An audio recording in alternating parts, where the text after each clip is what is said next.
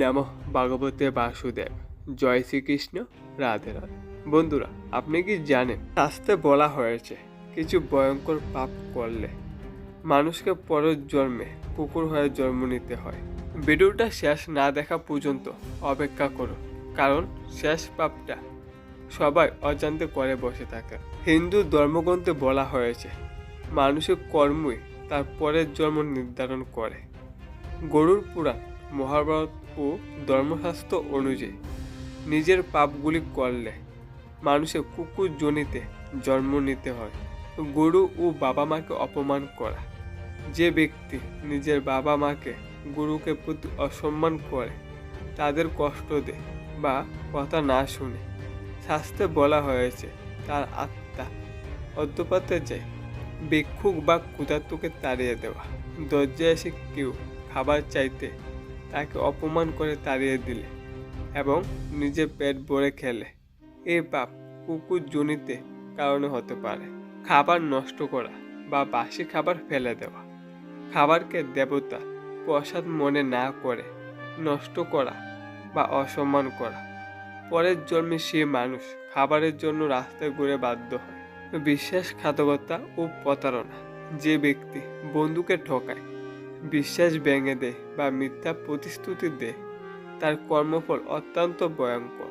পশু নির্যাতন, বিশেষ করে কুকুর, গরু বা নিরীহ প্রাণীকে মারধর করা, খেতে না দেওয়া বা কষ্ট দিলে শাস্ত্রে বলা হয়েছে সে মানুষ পশু যোনিতে জন্ম নিতে হয়। আজ থেকে পাপ ছেড়ে ধর্মর পথে চলুন, ভালো কাজই আপনাকে মুক্তির পথ নিয়ে যাবে। লোভ, অহংকার ও দয়া না থাকা, যে ব্যক্তি শুধু নিজের কথা ভাবে অহংকারে অন্ধ হয়ে যায়, কারণ দুঃখ দেখার করুণা হয় না। এর মনোভাব মানুষকে ধীরে ধীরে পশুর মতো করে তোলে। তার কর্মফল অনুযায়ী সে পরের জন্য পশু জনিত লাভ করে। যমলোকের ভয়ঙ্কর সত্য, গরুড় পুরাণে বলা হয়েছে এইসব পাপ করলে আত্মাকে আগে যমলোকের কঠিন শাস্তি ভোগ করতে হয়, তারপর বহু জন্ম ধরে পশু জনিতে ঘুরতে হয়, যার মধ্যে কুকুর জনিত রয়েছে। কিন্তু একটা ভালো কথাও আছে, তার থেকেও মুক্তির উপায় রয়েছে। কিন্তু ভয় পাওয়ার দরকার নেই। যদি মা বাবার সেবা করেন, ক্ষুধার্ত ব্যক্তিকে খাবার দেন, পশুর প্রতি দয়া দেখান, মিথ্যা ও প্রতারণা ছেড়ে দেন, প্রতিদিন ভগবানের নাম নেন, তাহলে সব পাপ কাটতে পারে। মানুষের জন্ম খুবই দামি, এই জন্ম নষ্ট করবেন না। আজই প্রতিজ্ঞা করুন, পাপ নয় পুণ্যের পথে চলবেন। মানুষের মৃত্যুর পর শুধু শরীর শেষ হয়, কিন্তু আত্মার যাত্রা শুরু হয়।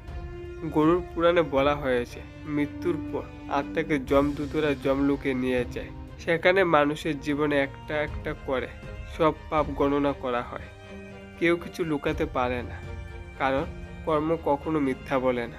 যমলোকের ভয়ঙ্কর বিচার, যে ব্যক্তি বাবা মাকে কষ্ট দিয়েছে, ক্ষুধার্তকে খাবার দেয়নি, পশুকে নির্যাতন করেছে, অহংকারকে অন্ধ বলেছে, তার আত্মা যমরাজের সামনে কাঁপতে থাকে।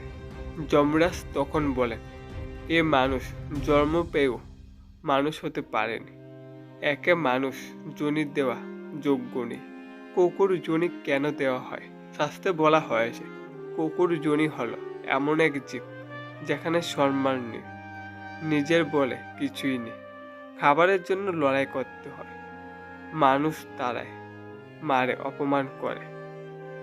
যে মানুষ জীবনে অন্যকে অপমান করেছে তার জন্য এই যোনি উপযুক্ত। কুকুর যোনি কষ্ট, বাবন একবার রুদ্রে পড়ে, বৃষ্টিতে ভিজে, রাস্তায় পড়ে থাকে, খাবার খেয়ে বেঁচে থাকা, কেউ আদর করলেও খুশি, কিন্তু বেশিরভাগ সময় লাঠির আঘাত, গালাগালি আর অবহেলা। এই জীবন কর্মফল শান্তি। শাস্ত্রে বলা আরেকটি ভয়ঙ্কর কথা, গরুড় পুরাণে লেখা আছে যে ব্যক্তি খাবার নষ্ট করে, বাসি অন্ন ফেলে দেয়, তার আত্মা বহু জন্ম ধরে ক্ষুধার্ত যন্ত্রণা ভোগ করে। সেই জন্ম এমন যোনিতে যেখানে খাবার কখনো নিশ্চিত নয়। কত জন্ম কুকুর হয়ে থাকতে হয়। শাস্ত্রে বলা হয়েছে একটা পাপ ফল এক জন্ম শেষ হয় না।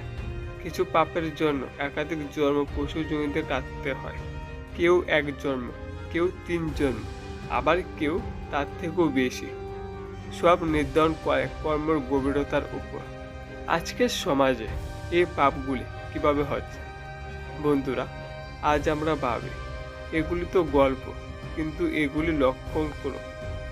বাবা মাকে বৃদ্ধাশ্রম পাঠানো, রাস্তার কুকুরকে মারধর, খাবার পেতে রেখে ফেলে দেওয়া, ভিক্ষুক দেখলে মুখ ফিরিয়ে নেওয়া।